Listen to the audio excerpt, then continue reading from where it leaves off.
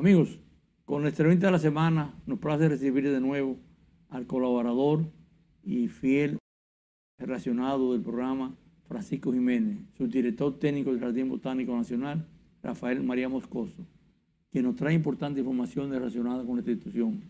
Bienvenido, Francisco. Gracias, don Oscar. Les reitero mis agradecimientos por la invitación nueva vez a este importante programa Agropecuarias Siglo XXI. Y un saludo especial también a todos los televidentes que ven este importante programa. Gracias a ti. Francisco, iniciando, como dice, lo primero, sabemos que ya ustedes tienen, como tradicionalmente lo hacen cada año, el Festival de la Orquídea este año.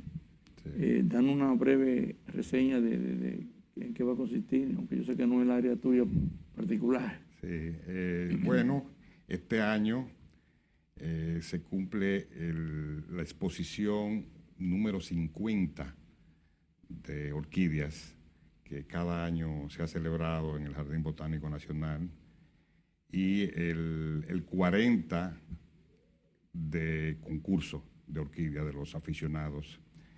Y tendremos áreas abiertas al público ahí para venta de plantas en sentido general, ventas de orquídeas, esos grandes productores. Tenemos en el Domus Grande, donde vamos a tener ahí la exposición de orquídeas. Ahí van a estar los ganadores. Concursos que hay. Los concursos, un diseño paisajístico con orquídeas. Este año se llama Faroles, Mariposas y Orquídeas. Cada año se le denomina, denominado ya por la Sociedad Dominicana de Orquídeología y el Jardín Botánico Nacional. Es una actividad conjunta. Tendremos también cursos, talleres sobre cuidados y cultivo de esta importante planta, entre otras cosas. La fecha va a ser del 16 al 19 de este mes. El próximo fin de semana. Correcto. Ahí tendremos, como le dije, plantas de orquídeas a buen precio, de diversas especies y diversos cultivares, así como plantas ornamentales y frutales en sentido general. Okay. O sea, que la familia puede aprovechar eso. Puede ir y esparcirse. Varias actividades. Exacto.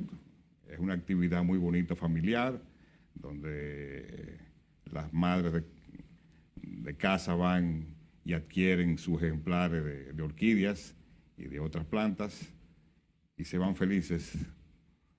Sí. Francisco, uno de los motivos principales de esta invitación y de esta entrevista es el lanzamiento de la edición 21, 2021-2022 de la revista Moscosoa. Sí. Pero antes de tú narrar al centro de lo que es el tema, me gustaría saber eso de Moscosoa, ¿cómo que sale? Porque Moscoso puede ser, el nombre del director del jardín. Pero esa, ¿cómo que sale? Explícame un poquito. Bueno, el origen de la revista data del año, el primer volumen salió en el año 1976 y su primer editor fue el doctor Alain Lioyer, el francés, juntamente con el doctor José de Jesús Jiménez Almonte, médico botánico santiaguero, y Donald Dodd. Ellos tres inician el primer volumen de la revista, donde salían ya las especies nuevas para la ciencia, mayormente orquídeas y otras especies también que describía el doctor Lioyer, que fue quien escribió la flora de la española, por lo menos de la dicotiledónea, y Donald Dodd, que publicaba también las orquídeas nuevas para la ciencia. Sí. Posteriormente ya fue cambiando. El editor en el año ya 83 fue el doctor Tomás Zanoni, quien fue director también del Departamento de Botánica, un norteamericano, y ahí conjuntamente con Milcíades Mejía, Ricardo García, hasta el año 93, que entonces ya nos integramos nosotros, un grupo de botánicos dominicanos, conjuntamente con Zanoni, Milcíades y Ricardo. y ampliamos las temáticas.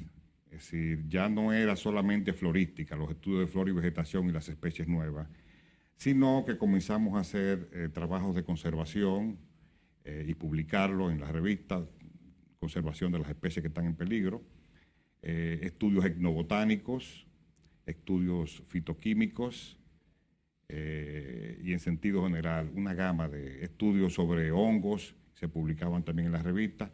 De ahí en adelante no hemos diversificado, ya la revista es otra cosa, donde tenemos también, esto le ha dado una oportunidad a los biólogos dominicanos de tener un medio de difusión científica como este, que es el órgano de difusión científica del Jardín Botánico,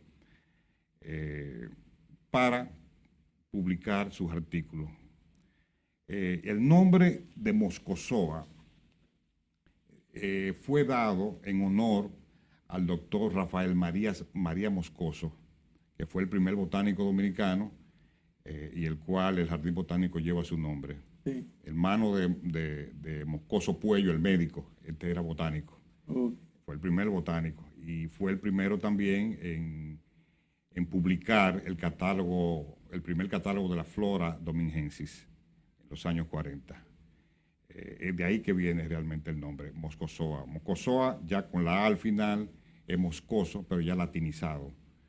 Que se le agrega esa A para latinizarlo. Exactamente, y de ahí viene el nombre Moscosoa. Ok, decía, pero la A como que no me... Exacto, sí, la A. Sí. No, está claro. Y entonces, ya yéndonos un poquito, esta es la edición última que existe, o sea... ¿Cuál es la frecuencia de edición? ¿Hay un estándar de fecha o cómo manejan ustedes esa parte? Este es el volumen 21 de la revista, correspondiente al año 2022. El volumen anterior salió en el 2020. Generalmente debería salir cada año, pero en este caso tuvimos también retraso por la pandemia. Los articulistas, los investigadores. Y esta revista, aquí es que plasmamos todos los resultados de las investigaciones de los técnicos dominicanos y extranjeros que nos visitan. Por ejemplo, en este volumen que está dedicado a Alberto Veloz, un biólogo botánico que lamentablemente lo perdimos en octubre del año pasado y le hemos dedicado la revista, también ahí tenemos un artículo donde describimos una especie nueva dedicada a Alberto, que se llama Quatrecia alberto veloci. Es el primer reporte del género en el Caribe, porque estaba solamente reportado para Suramérica y Centroamérica. Y por vez primera aparece una especie en el Caribe. Y quisimos dedicársela a él. Es una especie de familia del ají. La encontramos en las montañas de San José de Ocoa y en la provincia Peravia también, en el bosque nublado. La describimos y quisimos honrarlo con esta nueva especie. Ahí también tenemos un artículo importante sobre fitoquímica, que es sobre el guayuyo. Sí, lo vi. Eso es que tiene efectos para los diabéticos, sería. Sería una posible planta medicinal. Sí, se hicieron 2 estudios, se validaron 2 estudios, mejor dicho, porque ya la gente venía usándola como hipoglicemiante, es decir, tiene un efecto positivo para bajar el azúcar a los diabéticos. Se hacen como un té con eso. Exacto, se hace una infusión. Obviamente hay que saber bien la dosificación, porque, por ejemplo, la gente que está viendo el programa pudiese pensar, bueno, vamos a agarrar, y agarran un puñado de hojas y la echan en un caldero y pudiese ocasionar un problema con una sobredosis. Por eso un bajón muy fuerte. Exacto, hay que saber bien la dosificación a tomar, pero de que es hipoglicemiante, lo es. Y también tiene efecto insecticida, la hoja. Hay también aquí un artículo sobre florística. Una pregunta, antes de seguir ese otro tema. Y esa planta, por ejemplo, la ciencia médica de estos laboratorios ya internacionales no han aprovechado esto como un medio de de transformarlo en una medicina natural, que en vez de ser una metformina, que ya tienen probado que tiene sus efectos negativos. Una planta como esta podría ser. Correcto, sí. Las autoras de este importante artículo es la doctora Dominica Bramo y la doctora Mélida de León. Fueron las que hicieron las investigaciones donde salió, como le dije, los resultados positivos como hipoglicemiante. Ahora, ya lo de llevarlo a la industria de la farmacia, ya eso es un proceso un poco más largo, que conlleva una cuestión con la OMS a nivel mundial, pero por el momento ya es bueno que estas investigaciones se han hecho en el país, que no se han hecho fuera del país. Si ya contamos con investigadores ya de hace mucho tiempo que hacen estudios fitoquímicos, inclusive han descubierto moléculas nuevas para la ciencia de especies muy nuestras, que son potencialmente, en algunos casos, anticancerígenas y otras antiinflamatorias, que son investigaciones que se han hecho en el país, que ya estamos con... ¿Y esa planta dónde comúnmente se da? El guayuyo es una planta muy común en terrenos baldíos, en lugares frescos, a baja y mediana elevación. Como Jarabacoa, por ahí sí, así. Sí, es muy común. No, aquí mismo en la ciudad, en zonas húmedas, aparece a orillas de cañada. Es una planta que no es muy exigente, es extremadamente abundante y es de fácil acceso. Entonces no hay una base que uno pueda partir para poder consumirlo en forma natural, qué sé yo, como infusión. Bueno, sí. En cuanto a los kilogramos, digamos, si yo tengo 100 kilogramos de peso, ¿cuánto debo? Eso todavía, no hay prueba en ese sentido. Eso no tenemos todavía esa dosificación exacta. Obviamente el peso corporal influye, porque no es lo mismo una persona con 100 libras que otra persona con 200 libras. La cantidad debe ser un poco mayor para el de mayor peso, por ende. Pero creo que conversando ya con la doctora Bramo y la doctora León,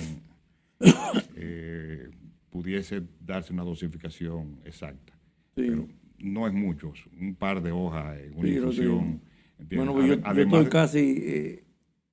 Además de que los niveles de diabetes no son los mismos en cada persona. No, hay gente que son diabéticos crónicos, otros... No, está claro, sí. Sí. Yo soy, digamos, prediabético, por eso te pregunto tanto el tema, porque estoy casi lanzándome a que si puedo conseguir, yo transformarme en un cobayo, una rata de prueba, y ver, y me dime. Porque hace años que mucha gente la está consumiendo. Ya con efecto probado. Con efecto probado, claro que sí. No, en el caso mío, que no estoy ni siquiera en 130, sino menos de ahí, yo sé que con una cosa así podría quizás lograr salir de esta química. Es decir, que yo mismo se la he dado a personas en el pasado, inclusive tenía un amigo médico que la consumía, 2 o 3 hojitas, y se la tomaba, hacía una infusión, y la tomaba 2 veces al día, la ponía en la nevera y con un efecto muy positivo.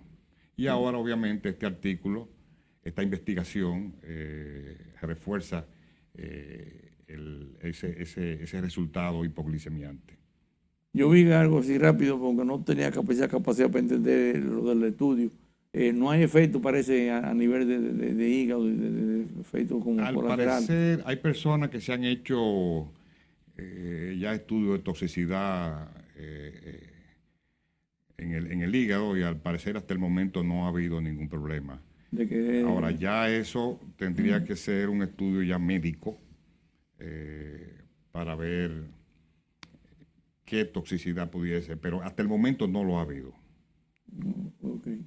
Sí. Francisco, otro tema que me interesó y me atrajo por mi origen constancero es lo de la historia del Valle de Constanza, la flora nativa y exótica del valle, de que narra cosas incluso de que ya un siglo atrás ya estaban haciendo pruebas con los cereales que son de clima frío, cebada, trigo, centeno.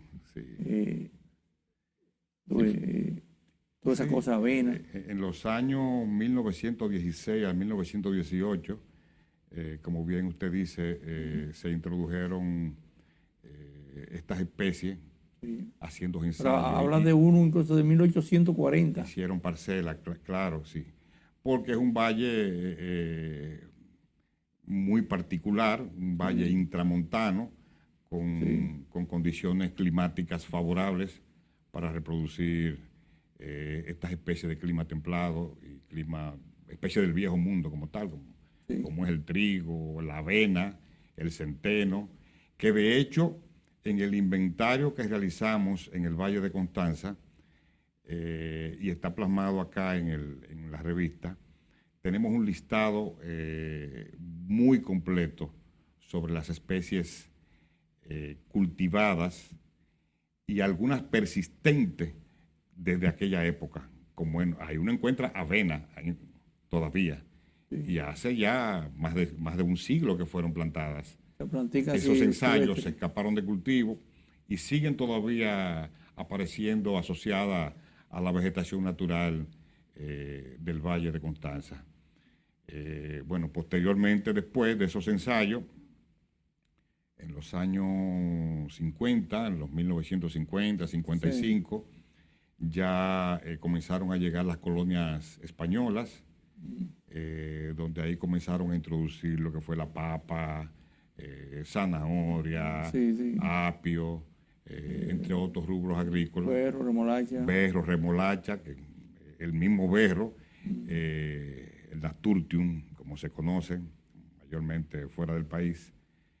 Esta se escapó de cultivo y aparece a orillas de cañadas y arroyitos de manera natural, de manera espontánea. Ya esas son especies naturalizadas. Y entonces aquí está el inventario en la revista de todas esas especies cultivadas y las otras nativas del mismo Valle de Constanza. Toda una historia, los climas, se obtuvieron datos de los años 20 sobre las estaciones meteorológicas que habían establecido en el país. Principalmente había una en Constanza, donde tenían los datos registrados sobre el clima. Hay toda una historia interesantísima. Pero entonces se quedaron registros de lo que es para un objetivo así de rendimiento por hectárea, algo así que indicara la viabilidad del cultivo. Bueno, del clima. A nivel de trigo y centeno, eso realmente, y la avena, no pudimos obtener los datos de la época. Solo conseguimos los datos sobre los ensayos que se hicieron en ese entonces. Pero no, los datos sobre el rendimiento, esto no lo obtuvimos. Pero de que es un suelo y un clima apropiado para la producción, claro que sí. Porque Constanza tiene un clima envidiable donde se produce hasta manzana. En algunas áreas hay melocotones, la fresa. Este señor, el español, apellido Rosselló, que plantó por ahí, por la zona del convento, tenía inclusive hasta albaricoque. Llegué yo a ver ahí en una finca de frutales que tenía él en esa zona. Sí, yo también la conocí. Es decir que, entonces posteriormente ya comienzan los cultivos de las hortalizas, ¿sí? También el cultivo de flores, que ahora mismo es muy importante. Los invernaderos, en los años 60. Sí, Constanza suple prácticamente, yo diría que el 95% de las flores que se comercializan en las floristerías aquí a nivel nacional. Sí. Precisamente por ese clima tan envidiable que tiene, agradable. No, y la revista narra en el artículo de Constanza cómo llegaron los primeros, los españoles, después llegan húngaros, japoneses. Sí. Básicamente. Claro. Yo digo que siempre he dicho una cosa, Francisco, que estas migraciones vinieron y siempre dicen la gente, como dicen, al margen de lo que es la historia real, que esto lo hacía Trujillo era porque tenía una obsesión con purificar la raza nuestra, como dije, blanquearla, como dice. Así es. Y eso es lo que dice que lo motivaba él. No lo decía, pero En el fondo eso era su En el fondo ese era su sentimiento. su sentimiento. Sí, introducir. O sea, que no había un interés de raza otro blanca. tipo, de decir, bueno, nos vamos a traer esta gente para que nos den, nos enseñen, sino era como traer blanco, gente, la raza que eran de avanzada en Europa. Y bueno, gracias a Dios que los que llegaron tuvieron visión y comenzaron a hacer los cultivos Sí, trajeron y desarrollar realmente la agricultura, no solamente en las altas montañas, sino también en Moca, sí, Mao, Jarabacoa, en la zona de la provincia de Peravia también, San José de Ocoa, fueron donde mayormente se radicaron sí. esas colonias españolas que desarrollaron, fueron parte importante en el desarrollo agrícola histórico. Sí. Porque te digo este tema y lo toco porque en esa época yo estaba prácticamente, nací en Constanza en el año 55 y ya mi familia se muda a La Vega en el 61. O sea, mis primeros 6 años prácticamente los pasé en Constanza.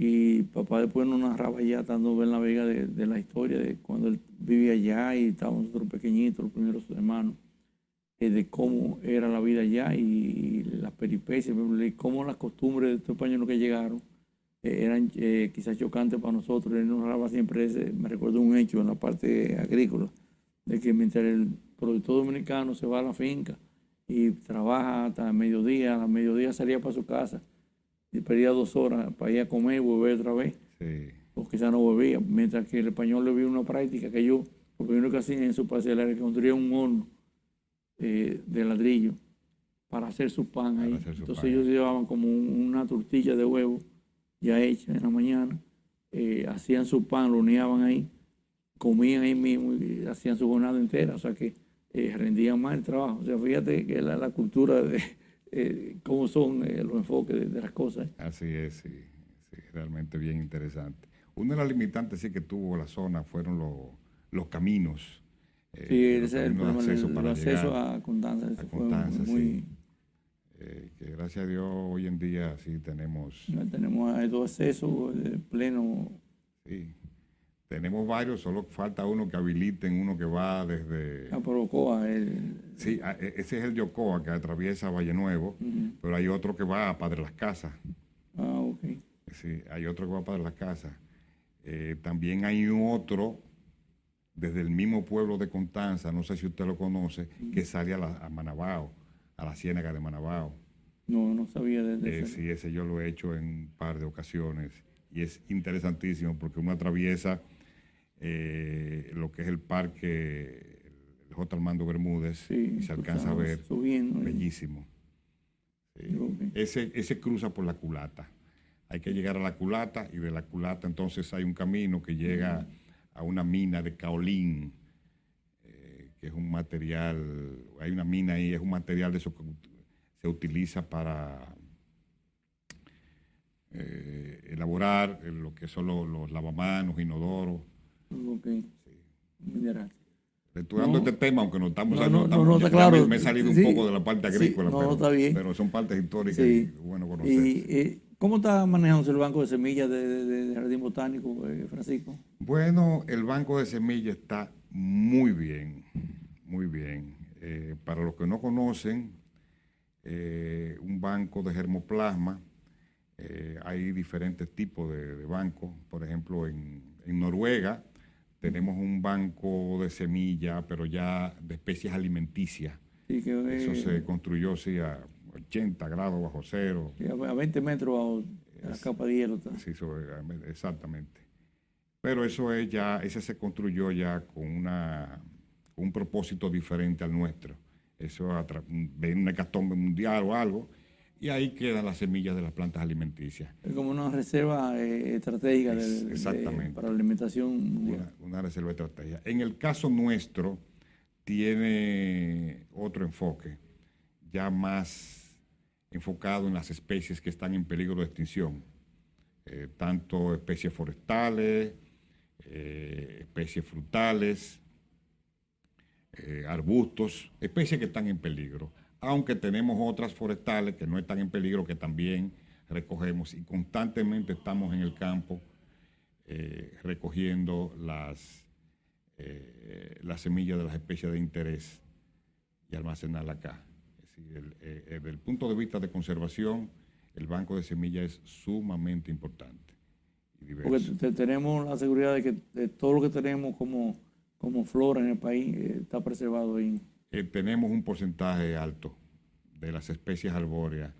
Obviamente tienen que ser, almacenamos las semillas de las especies que son ortodoxas.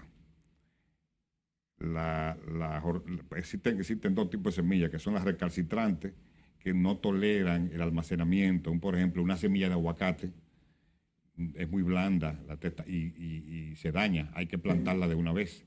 Sí. Entonces, una de zapote sí resiste un almacenamiento, pero que tiene una capa más fuerte. Entonces, de las ortodoxas que podemos almacenar, hay otro sistema de almacenar esas recalcitrantes que es con nitrógeno líquido, pero nosotros no disponemos de esto. Ya es una tecnología muy avanzada, pero peligrosa. El manejo de 160 bajo cero. Sí, exactamente, el nitrógeno líquido. Y tenemos un porcentaje bastante alto de semillas. Es decir, para repoblar y restaurar áreas degradadas. Eso es el fuerte nuestro. El Jardín Botánico ha hecho y sigue haciendo un gran aporte a lo que es la restauración de áreas degradadas. Okay. ¿Y la parte del herbario se sigue manejando? Sí, nuestro herbario es uno de los principales herbarios del Caribe. El herbario no es más que un archivo donde tenemos todos los especímenes de la flora de la española. Es decir, cuando salimos al campo, recolectamos especímenes, una rama con flores y frutos, la secamos, la disecamos, la ponemos en cartulina con una información importante que es el nombre científico, una breve descripción de la especie al momento de la colecta, la familia a que pertenece, el lugar donde se encontró la planta, la vegetación asociada, el tipo de bosque, si es un bosque húmedo, si fue en un bosque seco, Sí. La fecha en que se colectó es importante porque eso nos indica cuándo la planta florece o fructifica, y desde el punto de vista de conservación es muy, muy importante. Una especie que esté en peligro, que uno va al herbario y busca en qué mes florece o fructifica, y vamos y recogemos semillas en esa fecha. Y también la localidad donde crece, inclusive con coordenadas geográficas registradas. Y la elevación es muy importante también colocarla en la etiqueta. Y nuestro herbario tiene en la actualidad unos 140.000 especímenes de las especies nuestras de la República Dominicana y de la isla y Haití también, porque hemos hecho exploraciones tanto en Haití como acá. Pero muchos, 140.000, sí. Eso es sí. Vegetal en general, o sea, toda planta. Especímenes, sí, especímenes, por ejemplo, de una especie. De una especie nosotros podemos tener 10, 15 especímenes de la misma especie, pero eso, usted diría, ¿para qué tienen tanto de lo mismo? Y es que eso uno tiene control de la distribución geográfica de esta planta, de los diferentes lugares donde crece, y entonces eso te da un rango de los lugares, de los ambientes en que puede crecer, un rango de elevación. Hay algunas que te pueden crecer únicamente a nivel del mar, otras en las altas montañas, hay otras que te pueden crecer en ambas elevaciones, y eso nos da mucha información. Es decir, desde el punto de vista de conservación y del estudio de la flora de la República Dominicana, el herbario es fundamental. Y seguimos constantemente con un equipo de investigadores jóvenes que están constantemente en el campo, explorando y haciendo estudios florísticos, y aquí es donde depositamos los especímenes de todos esos estudios, que de hecho en nuestro herbario están depositados todos los especímenes de las especies de las áreas protegidas que hemos estudiado. Es inclusive nosotros en el pasado también, 20, 30 años, hacíamos un estudio de una área, por poner un ejemplo, la Loma Barbacoa, que pertenece a la provincia de Peravia. Nosotros trabajamos ahí en el año 93. Hoy en día eso es un área protegida y fue resultado de las investigaciones que lo hicimos conjuntamente con la entonces Secretaría de Agricultura, con el Departamento de Vida Silvestre, y ahí están depositados todos los especímenes. Ahí nosotros, con estos informes que generamos sobre la importancia florística de estas áreas, obviamente también haciendo énfasis en la importancia hídrica de esas lomas, como están en zonas muy accidentadas. Entonces se recomendaban para crearse áreas protegidas y hoy en día son áreas que están bajo protección, que han servido como refugio de la fauna y del control de todas estas aguas que vierten hacia abajo. Sí. Francisco, en los 2 minutos de final que nos quedan, explícanos brevemente los planes y proyectos para este 2023. ¿Qué novedades hay que se puedan informar al público? Sí, nosotros ya comenzamos a hacer una revisión de la lista roja de la flora vascular de la República Dominicana. Ya comenzamos como proyecto a ampliar el listado para comenzar a seguir trabajando con estas especies. También estamos trabajando en la actualidad con la domesticación de algunas especies arbóreas y arbustivas que tienen potencial como ornamental. Que aquí generalmente los viveristas y los paisajistas se han enfocado en las plantas introducidas y nosotros tenemos en nuestra flora muchas especies hermosísimas, con flores vistosas, fácil de cultivar, que no la utilizamos en los paisajismos. Y es una manera de nosotros utilizar lo nuestro. Por ejemplo, usted visita cualquier otro país y quizás le dan importancia a las especies nativas en el paisajismo, por ejemplo, urbano. Nosotros tenemos muchas, ya se comenzó, gracias a Dios, a introducir algunas de las palmas conjuntamente con el ayuntamiento, Jardín Botánico Ayuntamiento del distrito, introduciendo las especies nativas en lo que es la ornamentación.